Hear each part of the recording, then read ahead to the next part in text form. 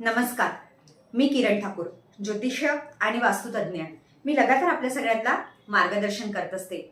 भरपूर जणांचा प्रश्न असतो की सक्सेस मिळत नाही. आपण म्हणतो ना, जी एक चमक पाहिजे मला ती मिळत नाही. सूर्य कसा चमकतो तशा प्रकारे माझं नाव चमकत नाही, माझा बिझनेस चमकत नाही, नोकरीमध्ये प्रमोशन होत नाही, या असं म्हणा की जे फळ पाहिजे ना मला ते मिळत नाही. तर आपल्या कुंडलीमधला सूर्य जेव्हा खूप स्ट्रॉंग असतो, आपण म्हणतो ना सूर्य कसा चमकतो, सगळीकडे त्याची सकाळची किरणं पडतात आणि दिवस सुरू होतो आणि आपण म्हणतो की आशेची नवीन किरण मला मिळाली. पण कधी कधी आपल्याला मिळत नाही. मग काय करायला पाहिजे? सूर्यवंशी म्हणजे राम भगवान है ना, त्यांना सूर्यवंशी म्हणायचे आणि ते सूर्यवंश होते. त्यांच्यामध्ये एक चमक होती, त्यांच्यामध्ये एक दबदबाव होता है ना.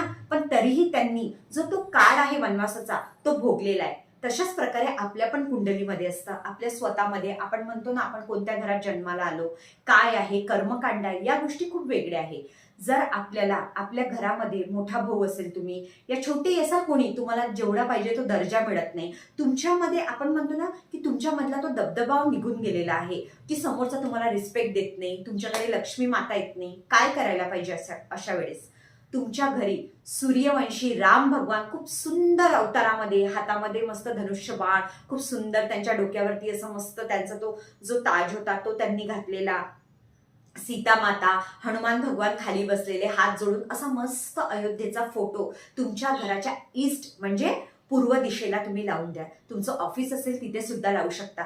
जो एक दबदबाव आहे, जो सूर्यासारखी चमक आहे, ती म्हणजे तुमच्यामध्ये येईल, तुम्हाला दिसेल. आणि जे पण लोक तुम्हाला बघतील तर तुम्हाला बघितल्यानंतर त्यांच्या मनामध्ये एक रिस्पेक्ट येणार तुमच्याबद्दल, की ते आधी काय म्हणायचे आता ते तुमच्याबद्दल वाईट बोलणार नाही.